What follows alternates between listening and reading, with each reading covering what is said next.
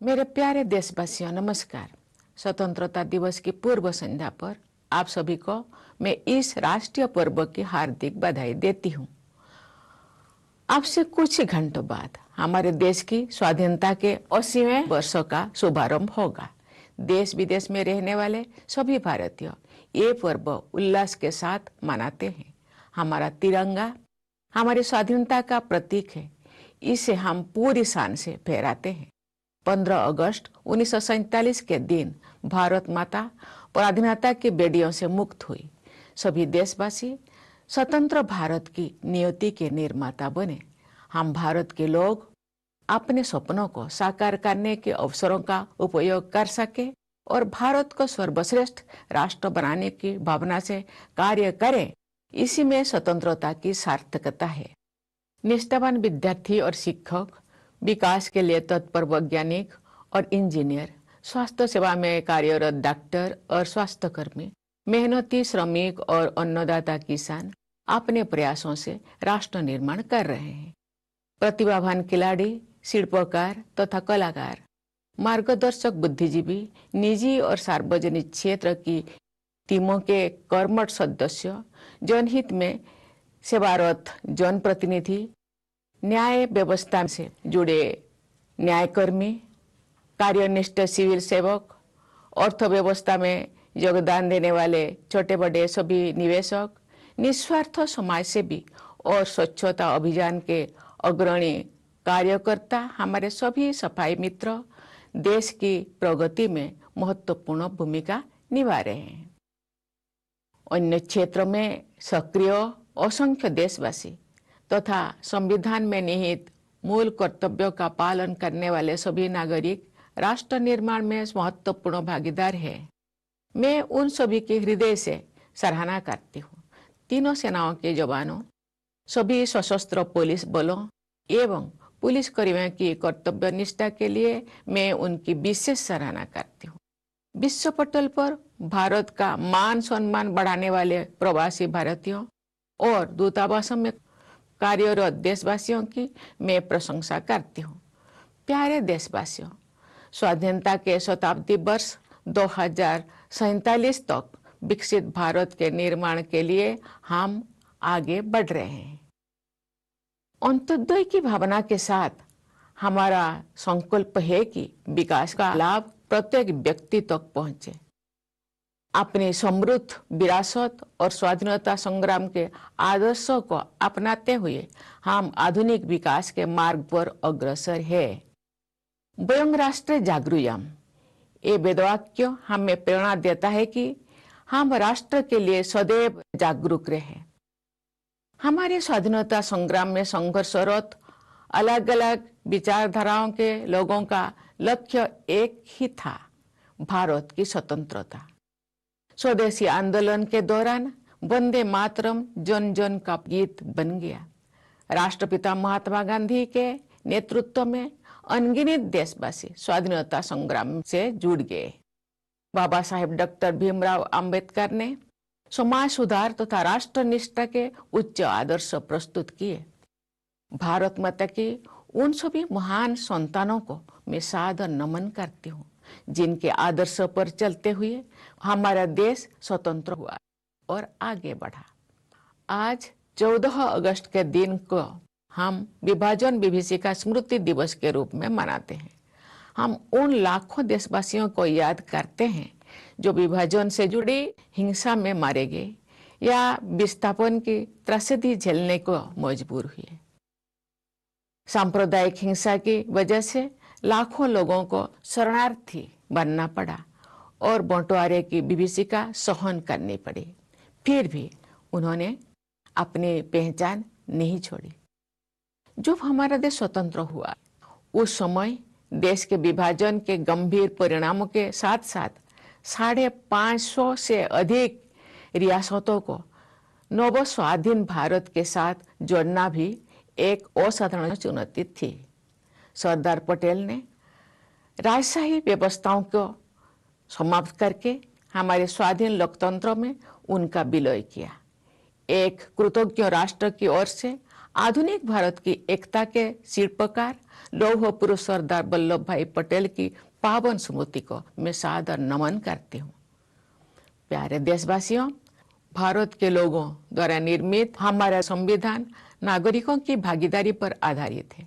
लोकतंत्र की जननी भारत भूमि के निवासियों में जनभागीदारी की भावना सदा से विद्यमान रही है।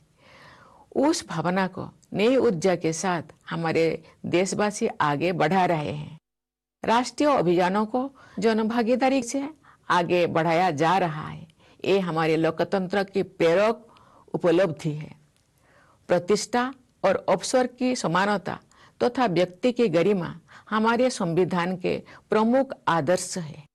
आज साधारण पृष्ठभूमि के लोग अनेक क्षेत्रों में असाधारण योगदान दे रहे हैं।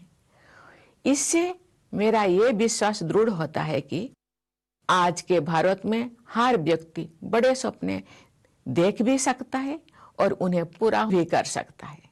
हमारे संविधान में कार्यपालिका, विधायिका तथा न्यायपालिका के उत्तरदायित्व का स्पष्ट उल्लेख है।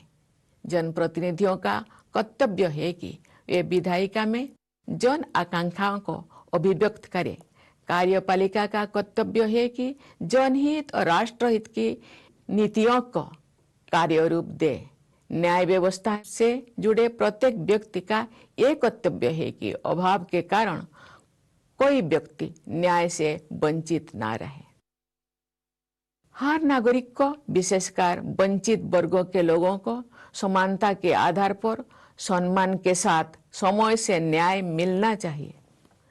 प्यारे देशवासियों, पिछले एक दशक से कुछ अधिक समय में हमारे देश ने तेज गति से समावेशी विकास किया है। विरासत और विकास के समन्वय को प्राथमिकता दी है तथा विकास में बाधक दशकों पुराने अनेक अवरोधों को दूर किया है। हमारे देशवासी महात्मा ज्योतिबा फुले की 200वीं जयंती मना रहे हैं। महात्मा फुले और क्रांति ज्योति सावित्रीबाई फुले ने सामाजिक न्याय, शिक्षा, महिला सशक्तिकरण और समानता के क्षेत्र में ऐतिहासिक योगदान दिया है। उनके आदर्शों के अनुसार विगत कुछ वर्षों के दौरान वंचित वर्गों को आगे बढ़ाने के लक्ष्य को राष्ट्रीय प्राथमिकता दी गई है। महिलाओं की शिक्षा के क्षेत्र में सफलता के नई प्रतिमान स्थापित हुई है। 25 करोड़ से अधिक लोगों को गरीबी से मुक्ति दिलाने में सफलता मिली है। विश्व की सबसे बड़ी वित्तीय समावेश की योजना प्रधानमंत्री जन धन योजना के तहत लगभग 59 करोड़ खाता धारक बैंकिंग व्यवस्था से जुड़ चुके हैं। उनमें 32 करोड़ से अधिक महिला खाता धारक शामिल है।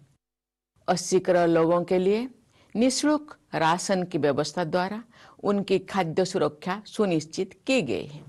आयुष्मान भारत प्रधानमंत्री जन आरोग्य योजना के तहत 60 करोड़ लोगों को प्रतिवर्ष 5 लाख रुपया तक की निःशुल्क चिकित्सा सुविधा उपलब्ध कराए गए हैं। किसान सम्मान निधि तथा किसान क्रेडिट कार्ड्स से खेती, डेयरी, मुर्गी पालन, मत्स्य पालन और मधुमक्खी पालन जैसे गतिविधियों से जुड़े किसान भाई बहनों को संबल मिला है। विश्व का इतिहास साक्षी है कि सांस्कृतिक आत्माबल पर आधारित विकास गतिमान और स्थायी होता है। आज देश में ये चेतना बलवत्ती हो रही है कि सांस्कृतिक गौरव का भाव देश की संप्रभुता को आत्मिक शक्ति प्रदान करता है।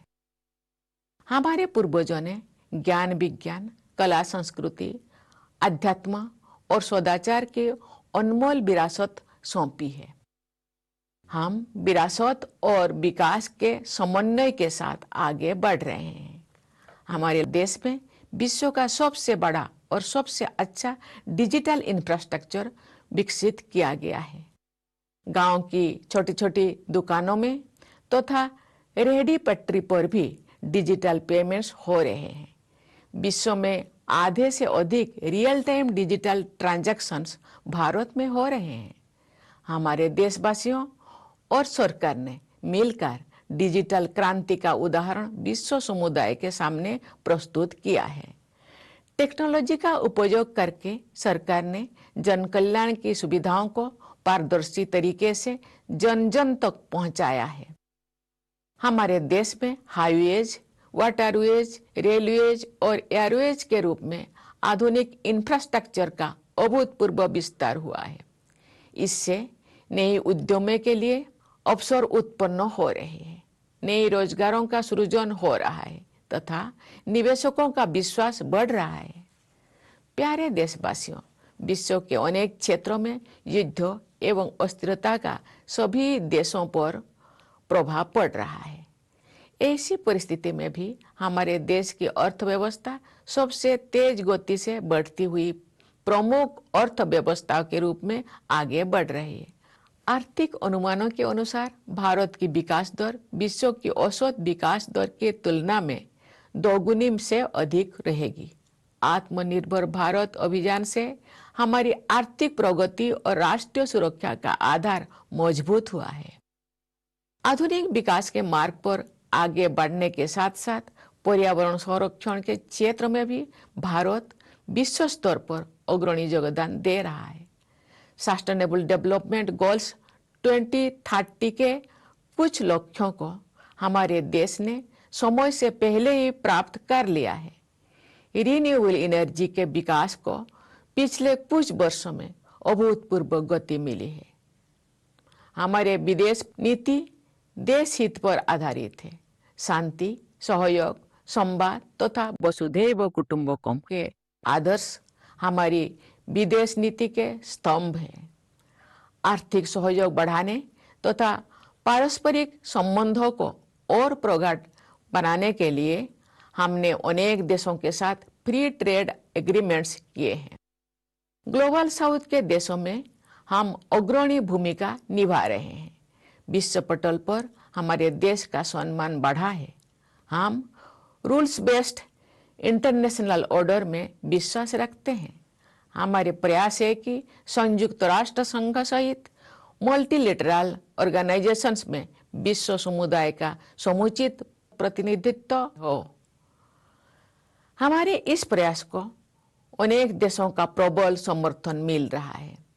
प्यारे देशवासियों, प्राकृतिक संपदाओं पर हमारी भावी पीढ़ियों का भी उतना ही अधिकार है जितना हमारा है। हमें यह सुनिश्चित करना है कि हमारे किसी भी कार्य से आने वाली पीढ़ियों द्वारा इस अधिकार के प्रयोग में तनिक भी कमी ना हो। हमारा प्रयास होना चाहिए कि हम उनको और अधिक समृद्ध प्राकृतिक संपदाएं प्रदान करें। पर्यावरण संरक्षण के प्रति हमारी आस्था हमारी परंपरा का हिस्सा है। संताली भाषा के एक सरल गीत में हमें गहरा संदेश मिलता है। पंडित रघुनाथ मुर्मू द्वारा रचित उस गीत के कुछ शब्द इस प्रकार हैं। दारे गुजु कान नेलते मीरू चणे राग बहा दाया हायागे गुजु कान अबुआ जेती धर्म दारे चेदा बाबन राग बहा आबो ओना नेलते। इस गीत में एक पेड़ के पूरी तरह सूख जाने के कारण रोते हुए एक तोते का वर्णन करते हुए कवि कह रहे हैं, हे मेरे भाइयों, मरते हुए पेड़ को देखकर तोता पक्षी दुख भरी आवाजों में रो रहा है। हे मेरे भाइयों, मानव संस्कृति रूपी वृक्षों का विनाश होता देखकर हम मानव समाज के लोग विलाप क्यों नहीं कर रहे हैं? इस गीत का संदेश ये है कि सभी मनुष्यों को मानवीय मूल्यों और प्रकृति के संरक्षण के लिए तत्पर रहना चाहिए। एक हरा भरा पेड़ मानव समाज के नैतिक और स्वस्थ रहने का प्रतीक है।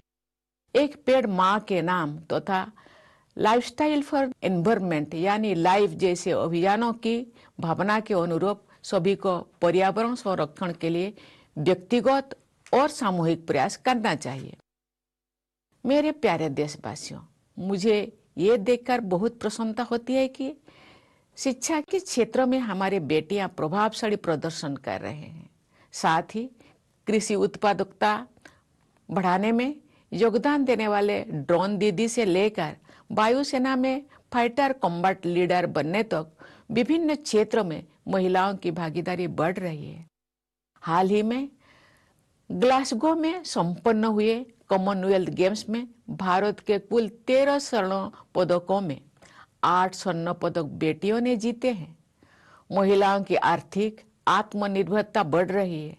स्वयं सहायता समूह की 10 करोड़ से अधिक महिला सदस्य है।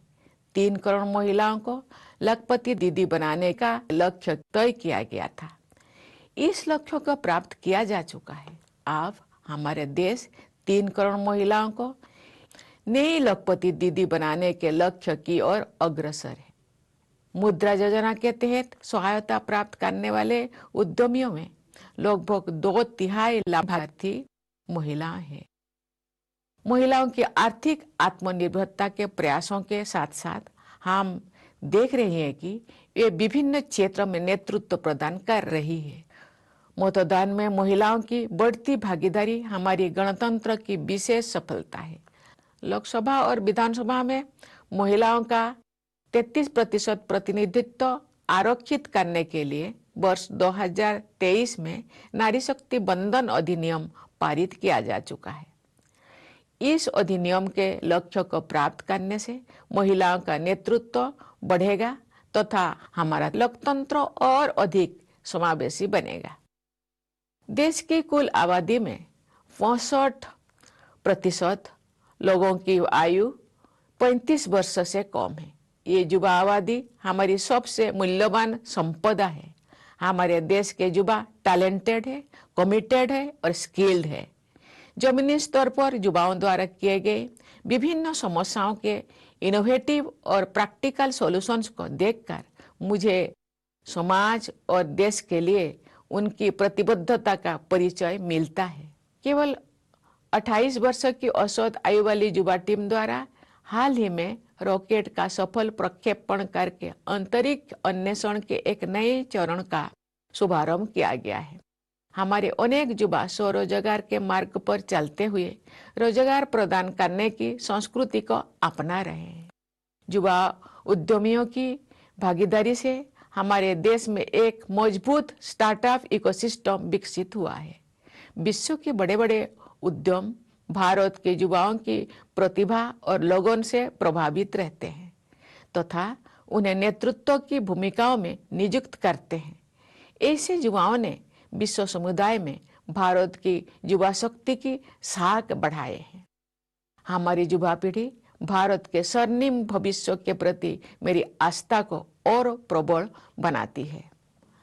हमारे विद्यार्थी भारत के भविष्य निर्माता है। जिस तरह राष्ट्रीय सुरक्षा के लिए सरकार और समाज का एकजुट रहना जरूरी है, उसी तरह विद्यार्थियों के वर्तमान और भविष्य की सुरक्षा के लिए भी सभी के सम्मिलित प्रयास जरूरी है। सार्वजनिक परीक्षाएं विद्यार्थियों के लिए अवसर के द्वार खोलती है।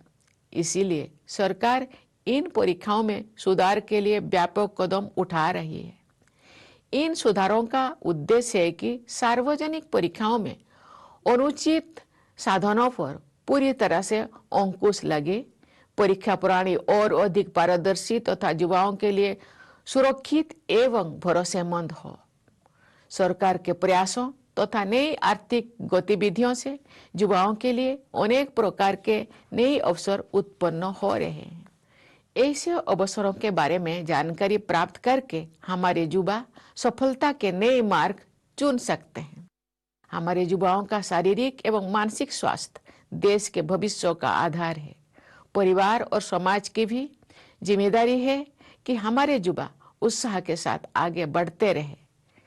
खेल कूद को युवाओं के विकास और राष्ट्र निर्माण के माध्यम के रूप में अपनाया जा रहा है।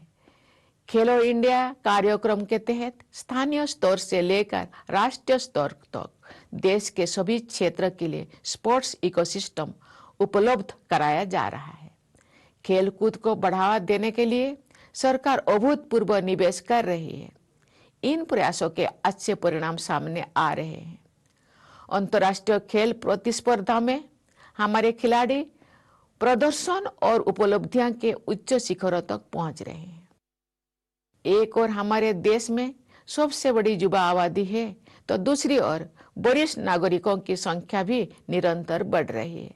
सरकार ने वरिष्ठ नागरिकों के जीवन को बेहतर बनाने के लिए अनेक कदम उठाए हैं। 70 साल और उससे अधिक आयु के लगभग 6 करोड़ वरिष्ठ नागरिकों के लिए प्रतिवर्ष 5 लाख रुपए तक की निःशुल्क स्वास्थ्य सेवा सुविधाएं उपलब्ध है। वरिष्ठ नागरिकों के प्रति अपनेपन की भावना तथा उनके आत्मसम्मान को बनाए रखने के लिए पूरे समाज को संवेदनशील रहना चाहिए। प्यारे देशवासियों, सत्य और न्याय के पक्ष में मानवता विरोधी शक्तियों पर विजय प्राप्त करने की भारतीय परंपरा पर हम गर्व करते हैं। 26 जुलाई को हमने कारगिल विजय दिवस मनाया। उसके पहले 7 मई को ऑपरेशन सिंदूर के आरंभ का 1 वर्ष पूरा होने पर हमने अपनी सेनाओं के अतुल्य पराक्रम का स्मरण किया। आतंकवाद के विरुद्ध ऐतिहासिक ऑपरेशन भारतीय सेनाओं की अचूक क्षमता का प्रमाण है। आतंकियों और उनके समर्थकों को ये कठोर संदेश दिया गया कि वे चाहे कहीं भी जाकर छिप जाएं, लेकिन उन्हें आपने किए की सजा जरूर मिलेगी। आतंकवाद को संरक्षण देने वाले देश के साथ अतीत में की गई सिंधु जल संधि का निलंबन करना हमारे देश के विशेषकर किसानों के हित में एक निर्णायक कदम है। दशकों से नक्सलवाद देश के लिए गंभीर चुनौती बना हुआ था। भारत को नक्सल मुक्त बनाना एक बड़ी उपलब्धि है। अब नक्सल प्रभावित क्षेत्र में उत्साह का वातावरण है तथा विकास की सर्वस्पर्शी धारा प्रवाहित हो रही है। बस्तर ओलंपिक्स में खिलाड़ियों ने, बस्तर पंडुम में कलाकारों ने तथा इन आयोजनों में दर्शकों ने भारी संख्या में हिस्सा लिया। राष्ट्र गौरव की रक्षा हेतु निर्मित मराठा सैन्य परंपरा से जुड़े 12 दुर्गों को पिछले वर्ष यूनेस्को की वर्ल्ड हेरिटेज लिस्ट में स्थान दिया गया और इस वर्ष भगवान बुद्ध के प्रथम प्रवचन के स्थल सारनाथ को यूनेस्को वर्ल्ड हेरिटेज लिस्ट में शामिल किया गया है। भारत भूमि में एक और भगवान बुद्ध से जुड़े आध्यात्मिक स्मारक है, तो दूसरी ओर आत्मसम्मान तथा अपने गौरवशाली परंपराओं की रक्षा हेतु युद्ध करने की हमारी प्रभावशाली क्षमता के प्रतीक भी विद्यमान है। मेरे प्यारे देशवासियों, सभी भारतवासियों का विकास और कल्याण ही विकसित भारत के निर्माण का वास्तविक लक्ष्य है। तेलुगु भाषा में रचना करने वाले महान राष्ट्रपति साहित्यकार गुरजाड़ा अप्पा राव ने अपने एक गीत में सभी भारतवासियों को देश प्रेम का अमूल्य संदेश दिया है। उन्होंने कहा है, देश मुन्नु प्रेमिंचु मन्ना मंची अन्नदी पेंचु मन्ना देश मंटे मट्टी कादोय देश मंटे मनुष्योलोय। इन पंक्तियों का भाव है, देश से प्रेम करो, भलाई को बढ़ाओ। देश का अर्थ केवल मिट्टी ही नहीं है, देश का अर्थ समस्त जन समुदाय है। मुझे विश्वास है कि समाज की भागीदारी और सरकार के प्रयासों से गांव-गांव में, नगर-नगर में, भारत के घर-घर में रहने वाले सभी लोग स्वस्थ, सुखी और समृद्ध बनेंगे। आइए देश प्रेम की इसी सर्वसमावेशी भावना के साथ हम सब स्वतंत्र भारत को विकसित भारत बनाने की राष्ट्रीय साधना में स्वयं को समर्पित करें। धन्यवाद। जय हिंद, जय Bharat.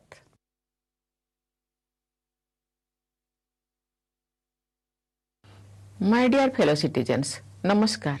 On the eve of our Independence Day, I convey my warm greetings to all of you for this national festival. In a few hours from now, our country will witness the auspicious beginning of the 80th year since its independence. All Indians living in the country and abroad celebrate this festival with great joy. Our tricolor is the symbol of our freedom. We unfurl it with immense pride. On the 15th of August 1947, Bharat Mata was liberated from the shackles of subjugation. Every citizen became an architect of the destiny of independent India. The true meaning of freedom lies in ensuring that all citizens are able to utilize opportunities to fulfill their aspirations and work towards the goal of making India the foremost nation in the world. Dedicated students and teachers, scientists and engineers committed to development, doctors and healthcare workers providing health services, industrious workers and our Annadata farmers are all contributing to nation building through their efforts. Talented sportspersons, craftspersons, and artists, visionary intellectuals, diligent members of the workforce in private and public sectors, people's representatives devoted to serving them, officials in the judicial system, dutiful civil servants, big and small investors contributing to our economy, selfless social workers, and all Safai Mitra who are frontline workers of the Swachhata Abhiyan are all playing an important role in the nation's progress. Numerous citizens engaged in various other activities, and every citizen who faithfully discharges the fundamental duties enshrined in our Constitution are active partners in our nation building process. I wholeheartedly appreciate each one of them. I especially commend the devotion of our soldiers in the three armed forces, armed police forces, and all police personnel for their unwavering dedication to duty. I also praise the Indian diaspora and the officials serving in our embassies who enhance India's prestige and honor on the global stage. My dear fellow citizens, we are moving ahead towards building Viksit Bharat by the centenary year of our independence in 2047. Guided by the spirit of Antodaya, it is our resolve to ensure that the fruits of development reach every individual. Embracing our rich heritage and the ideals of the freedom movement, we march ahead on the path of modern development. The Vedavakya, Boyong Rashtre Jagroyamo, inspire us to always remain ready to serve the nation. During our freedom struggle, people with diverse ideologies were united by one common goal, India's independence. During the Swadeshi movement, the song Vande Mataram became a song of the masses. Countless Indians plunged themselves into our freedom struggle under the leadership of the father of the nation, Mahatma Gandhi. Baba Saheb Dr. Bhimrao Ambedkar embodied the highest ideals of social reforms and patriotism. I humbly bow to all those great sons and daughters of Bharat Mata whose ideals guided our country to its freedom and its progress thereafter. Today, on the 14th of August, we observe Vibhajan Vibhishika Smruti Divas. We solemnly remember those lakhs of Indians who lost their lives in the violence resulting from the partition, or were forced to endure the tragedy of displacement.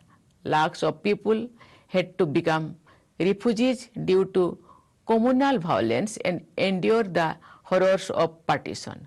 Yet, they did not give up their identity. At the time of our independence, along with the grave consequences of partition, was the extraordinary challenge of unifying more than 550 princely states with a newly independent India. Sardar Patel put an end to the system of kingdoms and integrated the princely states into our independent democracy. On behalf of a grateful nation, I pay my respectful tributes to the sacred memory of the sculptor of the unity of modern India, Lauh Purush Sardar Vallabhbhai Patel. My dear fellow citizens, the Constitution framed by the people of India rests on the foundation of people's participation.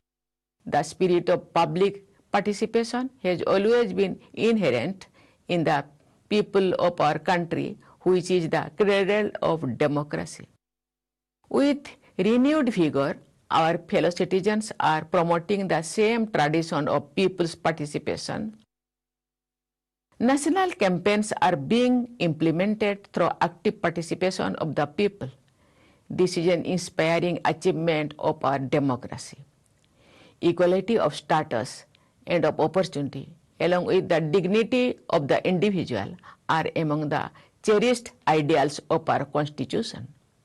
Today, people from ordinary backgrounds are making extraordinary contributions in many fields. This strengthens my belief that in today's Bharat, everyone can dream big and also realize such dreams. Our Constitution clearly lays down the responsibilities of the executive, the legislature, and the judiciary. Giving voice to the aspirations of the people is the duty of the representatives in the legislature. The executive is responsible for implementing policies that serve the interest of the nation and its people. It is the duty of every person associated with the judicial system to ensure that no one is deprived of justice due to lack of resources. All citizens, especially those belonging to deprived sections of the society, should have equal access to timely justice with dignity. My dear fellow citizens, during the period of a little over a decade, our country has witnessed rapid and inclusive development.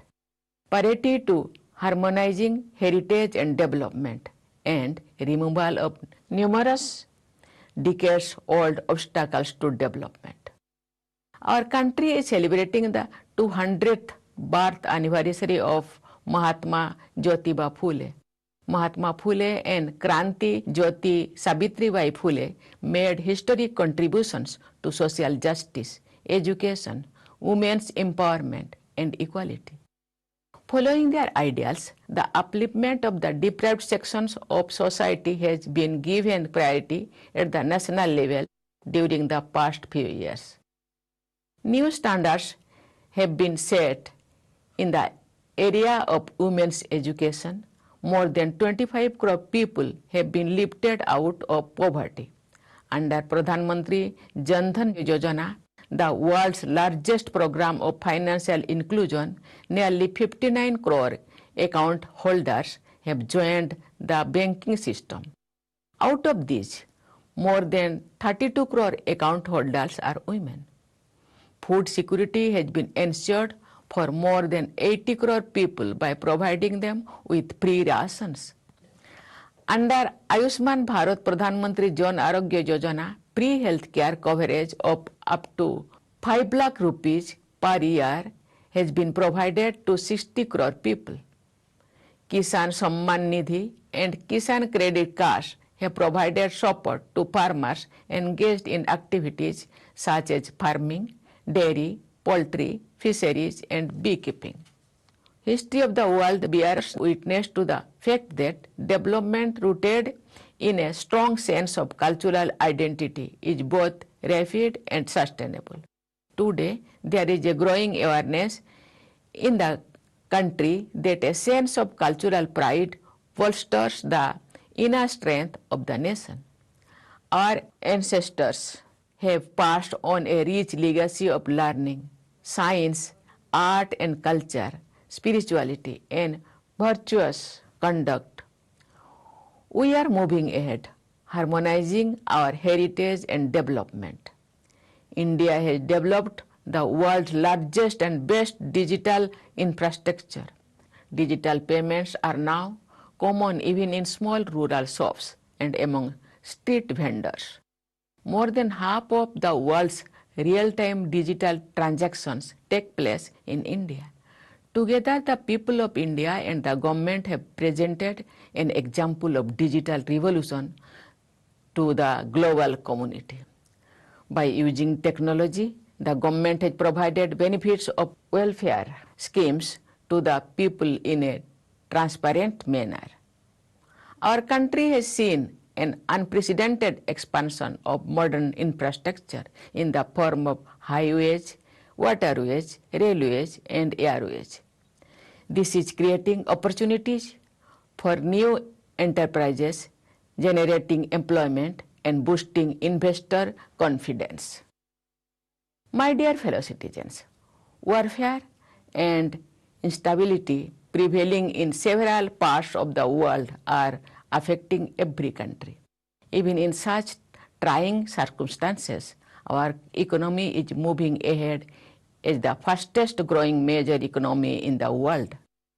According to economic projections, the growth rate of the Indian economy is expected to be more than twice the average of global growth rate. Atmanirbhar Bharat Abhiyan has further strengthened the foundation of our economic progress and national security. While moving ahead on the path of modern development, India is also playing a leading role at the global level in protecting the environment. Our country has achieved some of the Sustainable Development Goals 2030 ahead of schedule. Over the past few years, the development of renewable energy has gained unprecedented momentum. National interest is the foundation of our foreign policy. Peace, cooperation, dialogue, and the ideal of Vasudhaiva Kutumbakam are the pillars of our foreign policy. We have entered into free trade agreements with many countries to enhance economic cooperation and strengthen mutual relations. We are playing a leading role among the countries of the global south. Our country has grown in stature on the global stage. We believe in a rules-based international order. Our endeavor is to ensure that the global community receives appropriate representation in the United Nations and other multilateral organizations. This endeavor of our country has been getting strong support from many countries. My dear fellow citizens, future generations have as much right over natural resources as we do. We must ensure that none of our actions result in the slightest encroachment upon the exercise of this right by future generations. We should make all efforts so that we are able to leave for them even richer bounties of nature. Our faith in conserving the environment is an integral part of our tradition. A simple song in the Santali language carries a profound message. A few lines from that song written by Pandit Raghunath Murmu are Dare gujuk kan nyelte miru chane rag boya daya hayage gujuk kan abwa jati dharam dare cheda babon rag boya abo ona nyelte. In this song, the poet describes an inconsolable parrot crying in grief because a tree has completely dried up. He says, "Oh my dear brothers," the parrot wails on seeing a dying tree. "Oh my brothers, why do we human beings not grieve when the tree of human culture is being destroyed?" The message of this song is that all people must remain committed to preserving nature and human values. A lush green tree symbolizes the moral ideals and well-being of human society. In the spirit of campaigns such as Ek Ped Maa Ke Naam and Lifestyle for Environment or Life, we should make individual and collective efforts to protect the environment. My dear fellow citizens, it gives me immense pleasure to see our girls performing exceptionally well in the field of education.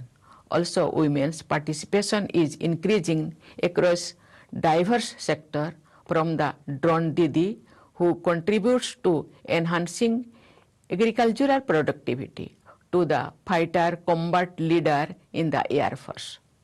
In the recently concluded Commonwealth Games in Glasgow, women have won 8 out of India's total tally of 13 gold medals. Our women are increasingly achieving economic self-reliance. More than 10 crore women are members of self-help groups. A target was set to create 3 crore Lakpati Didis. This target has been achieved. Now, our country is moving towards the goal of creating 3 crore new Lakpati Didis. About 2/3 of the entrepreneurs who have received financial assistance under Mudra Yojana are women. Along with efforts for economic self-reliance of women, we are also seeing them in leadership roles in many fields. It is a remarkable achievement of our democratic republic that the number of women exercising their rights to vote is growing. Nari Shakti Bandhan Adhiniyam has been enacted in 2023 with the purpose of reserving 33% representation for women in the Lok Sabha and legislative assemblies. Achieving the objectives of this act will enhance women's role in leadership and make our democracy more inclusive. 65% of our country's population is below the age of 35. This young population is our most valuable asset. The youth of our country are talented, committed, and skilled. I have seen the innovative and practical solutions that young people are developing to address various challenges at the grassroots level. This reflects the dedication of our youth to society and the nation. A new phase of space exploration has been ushered in through the recent successful rocket launch by a young team with an average age of just 28 years. Many of our youth are embracing the culture of job creation as they pursue the path of self-employment. The participation of young entrepreneurs has led to the creation of a strong startup ecosystem in our country. Major global enterprises are impressed by the talent and dedication of Indian youth and entrust them with leadership roles. Such young achievers have enhanced the reputation of India's youth power across the world. Our younger generations strengthen my faith in India's bright and prosperous future. Our students are the architects of India's future. Just as the government and society must remain united to ensure national security, everyone must contribute through joint and concerted efforts to safeguard the present and future of our students. Public examinations become gateways to the opportunities for our students. The government is undertaking comprehensive steps to reform these examinations. The objectives of these reforms are to completely curb the use of unfair means in public examinations, make the examination system more transparent, more secure, and more trustworthy for the youth. Through the government's initiatives and emerging economic activities, a wide range of new avenues are opening up for the youth. By exploring such new opportunities, our young people can embark on new paths to success. Physical and mental well-being of our youth forms the cornerstone of our country's future. Families and society also share the responsibility to motivate our youth to move ahead with enthusiasm. Sports are being adopted as a medium for promoting the development of our youth and for nation building.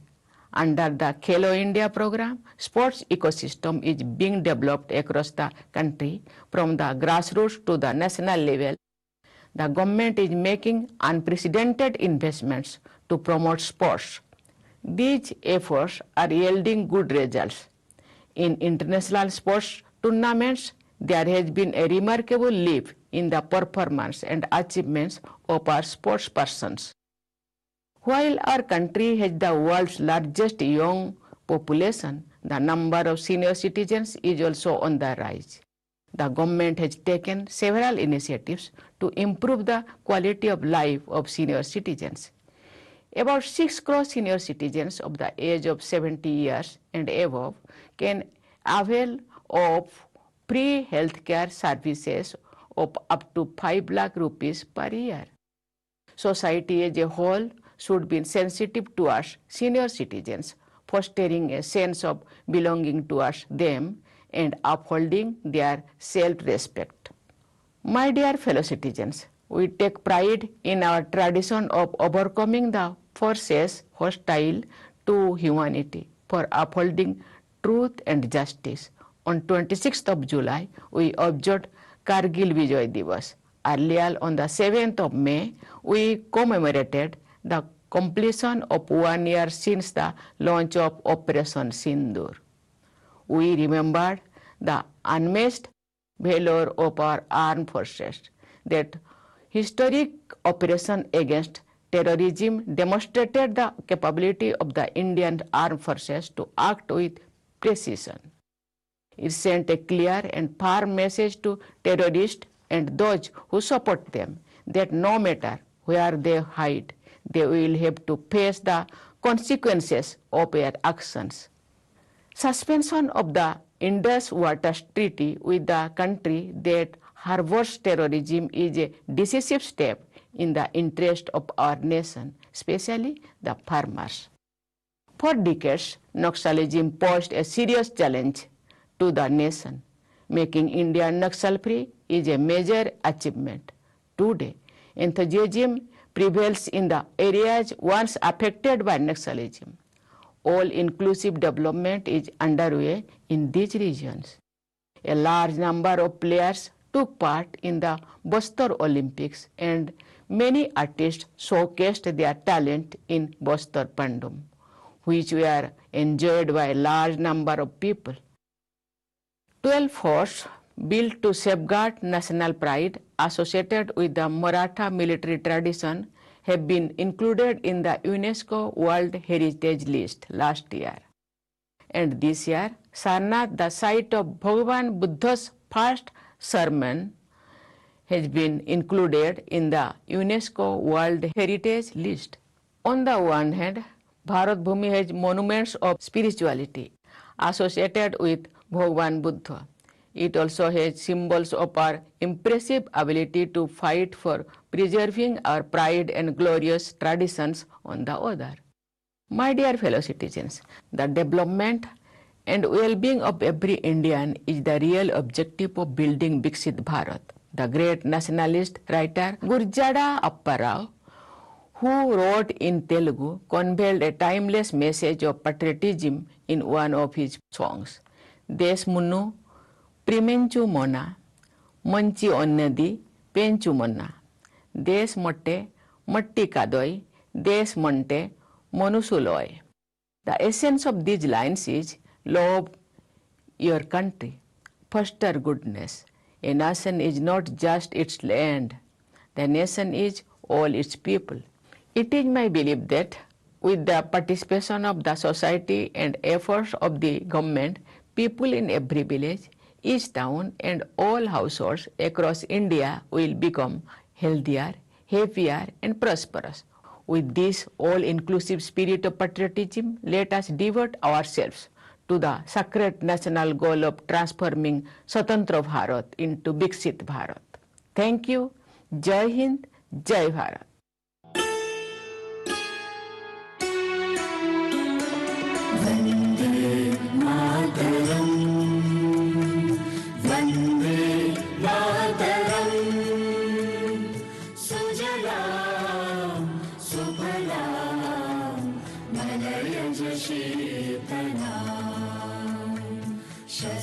श्यामलां मातरं वन्दे मातरं शुभ्रज्योत्स्ना पुलकितयामिनीं पुल्लकुसुमिता द्रुमदलशोभिनीं सुहासिनीं सुमधुरभाषिणीं सुखदां वरदां मातरं वन्दे मातरं कोटि कोटि कण्ठाय कल कल निनाद करावे कोटि कोटि भुजय धृत खर करवाले केवल माँ तुम्ही अबले बाहुबल धारिणी नमामि तारिणी रिपुदल वारिणी मातरं वन्दे मातरं तुम्हि विद्या तुम्हि धर्म तुम्हि निधि तुम्हि धर्म त्वं हि प्राणाः शरीरे बाहुते तुम्हि मा शक्ति हृदये